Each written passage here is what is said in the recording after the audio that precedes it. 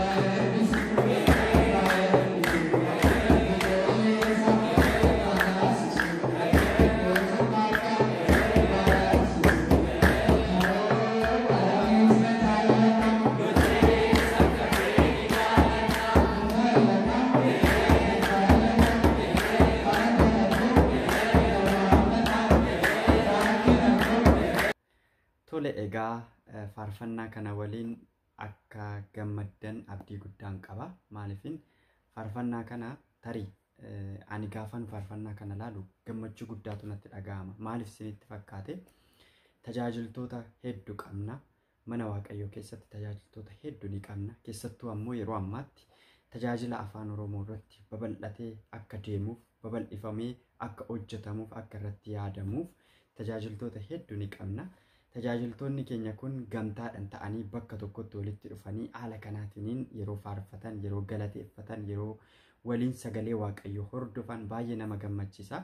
Kanatu na gammachiise faarfannaa kana keessatti tokkoffaan jechuudha. Egaa akkuma argitan namoota baay'ee argaa jirtu achi keessatti faarfattoota hedduutu ture, tajaajiltoota hedduutu ture. Baay'een itti gammade gama kanaatiin. Lammaffaa irratti immoo waa'ee faarfatichaati jechuudha. Faarfannaa kana kan faarfachaa ture faarfataa Daaqoon Bulchaa jedhama. Egaa hundi keessanuu ni beektu waa'ee faarfataa Daaqoon Bulchaa baay'een dubbadhu. Garuu hundi keessanuu tajaajiltoonni baay'een keessan tajaajila afaan Oromoo baadiyyaa keessatti akkaataa kamiin akka tajaajilaa jirtan, bu'aa bayii hedduu keessa dabarsitanii akka tajaajilaa jirtan abdii guddaa qabna, argaa jirras jechuudha. Moordammoo warreen haftanis fakkeenya gaarii ta'uudhaan haala kanaatiin baadiyyaa keessa deemtanii bakkee garaagaraatti akka tajaajiltaniif faarfataa Bulchaan yeroo darbe waa'ee isaa poostii godheetanan ture. Tajaajila inni baadiyyaa keessatti taasisaa jiru waan baay'ee barreesseen ture. Isinis fakkeenya taasifachuudhaan haala kanaatiin warreen haftan, warreen tarii baadiyyaa keessaa quba hin qabne jechuudha akka deemtanii tajaajiltan asumaan dhaamsa kooti jechuudha. Dabalataan immoo hundeeffama waldaa ilaalchiseeti jechuudha. Faarfannaan kun kan qophaa'ee ture. Tajaajiltoonni kun kan walitti qabamanii waldaa Hafuurawaa Barattoota Oromoo kan jedhu jechuudha. Waldichi hojii guddaa hojjechaa jira, hojii gaarii hojjechaa jira. Gara fuulduraatti waa'ee waldota tajaajila afaan Oromoo irratti hojjechaa jiranii waliin laalla jechuudha. Faarfannaa kana egaa akkatti bohaartan abdii guddaan qaba. Lammaffaa irratti kitaaba tokkoon isin beeksisa jechuudha. Kitaabni kun mallattoo bara xumuraa jedha. Kitaaba kanaadha. Hundi keessanuu akka laaltan abdiin qaba jechuudha. Kitaabni kun kan barreeffame bara 2011tti. Maxxansaa fi raabsan kitaaba kanaa Waldaa Duuka Bu'ootaati. Egaa waa'ee Waldaa Duuka Bu'ootaa immoo hundi keessanuu ni beektu, baay'een keessan ni beektu. Gara fuulduraatti Waldaan Duuka Bu'ootaas gadi fageenyaan ni ilaalla. Waldoolee tajaajila afaan Oromoof dhaabbatanuu baay'inaan ni ilaalla. Ammaaf garuu waa'ee isaa asumatti hin dhaabaa. Garuu maxxansaa fi raabsaan kitaaba kanaa Waldaa Duuka Bu'ootaati. Qopheessaan kitaaba kanaa immoo Daaqoon Misgaanuu Yaadasaa jedhama. Namni immoo baay'een keessan kitaaba kanatti akka fayyadamtan abdii guddaan qaba. Mallattoo bara xumuraa jedha. Waan baay'ee of keessatti qaba. Keessattuu mul'ata Yohaannis boqonnaa 12 irratti irra jireessa waa'ee mul'ata Yohaannis keessattuu waan barreeffame baay'inaan qaba.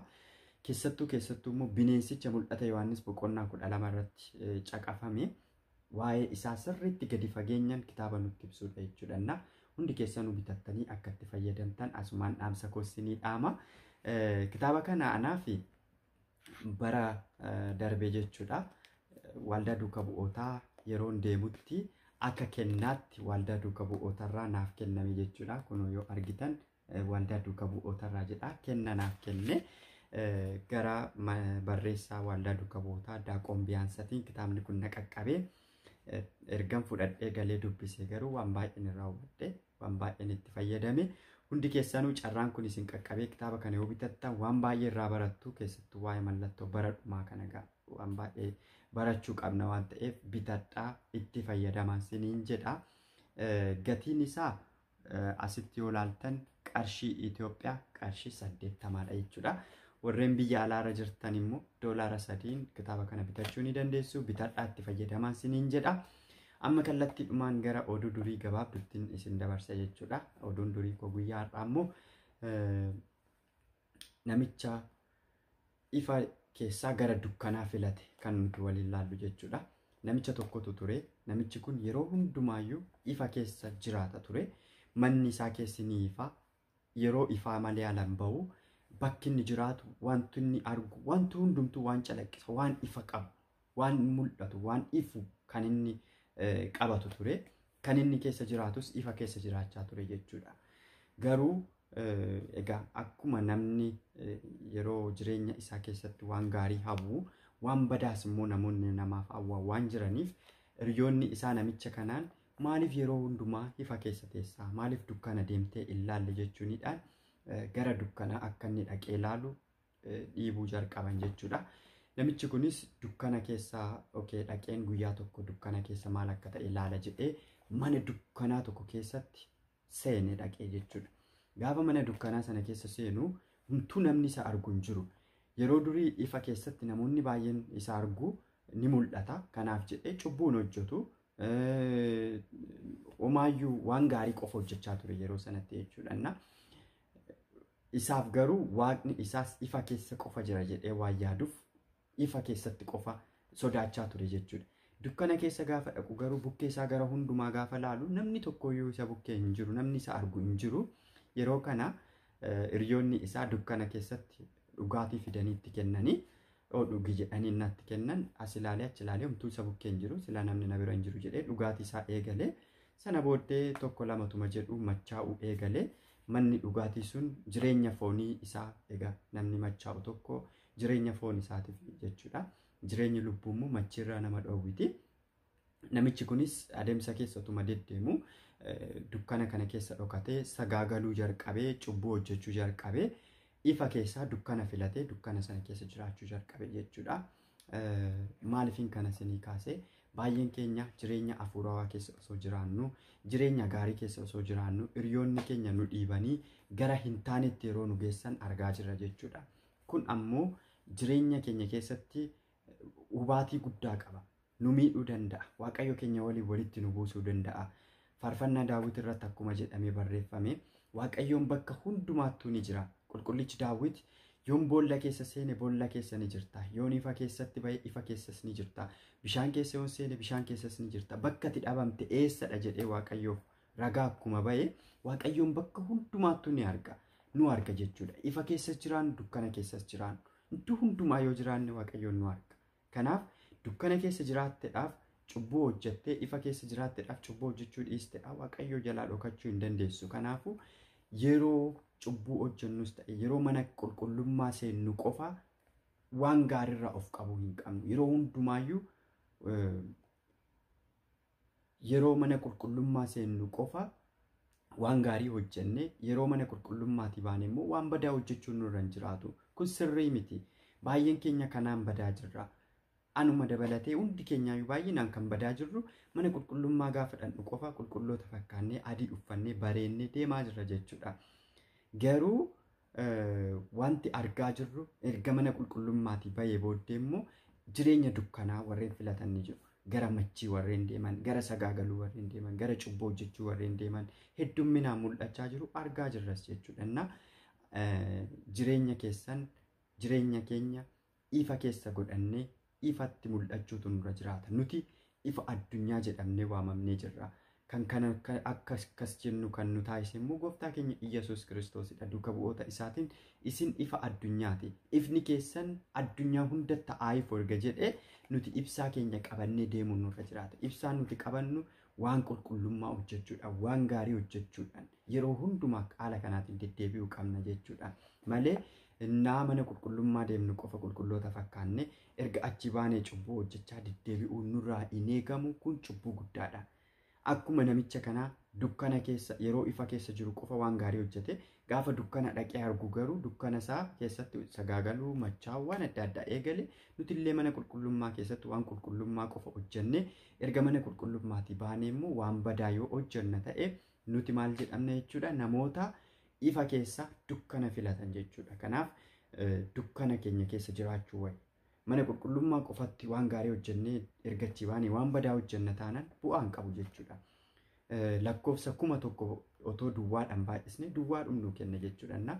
Nutis mana amantaa keessaa gaafa baanee cubbuu hojjenna taanaan mana amantaa keessaa gaafa baanee machoofna waaqa keenya daganna taanaan akkuma lakkoofsa 1000 baay'isuu duwwaa mana qulqullummaa keessatti wanti hojjenne sun immoo duwwaadhaan baay'ata jechuudha. Homaayyuu bu'aan argannu jechuudha. Dukkana keessaa ifa keessaa dukkana filachuu otoo hin taane dukkana keessaa ifa filachuutu gaariidha waan ta'eef warreen ifa keessa jiraachaa jirru ifuma keenyan itti fufnu, warreen dukkana keessa jiraannu immoo gara ifaatti haa dhufnu. Ifarraa gara dukkanaa deemuu dhiisne dukkanarraa gara ifaatti deemuu haa filannu. Waaqayyoon akka akkas keessa jiraannu hunda keenyaayyuu nu haa taasisu. Har'aaf kan hin qabadhee dhiyaadhee kana fakkaata. Waaqayyoon hunda keessan waliin haa ta'u.